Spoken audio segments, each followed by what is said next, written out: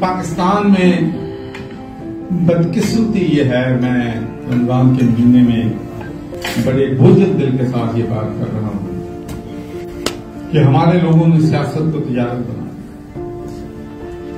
इतनी बदकिस्मती है कि मुल्क डूब रहा है, लोगों के पास 2 वक्त की रोटी नहीं है, लोग फाका कशियों पर मजबूर हैं।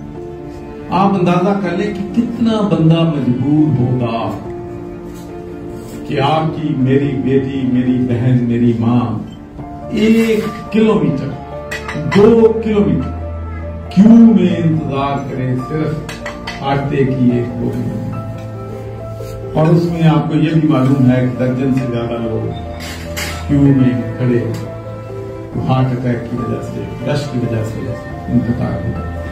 तो बहुत मुश्किल वहां पर आवाम के लिए जिंदगियां जो है वो बहुत मुश्किल। महंगाई ने लोगों की कमर तोड़ दी।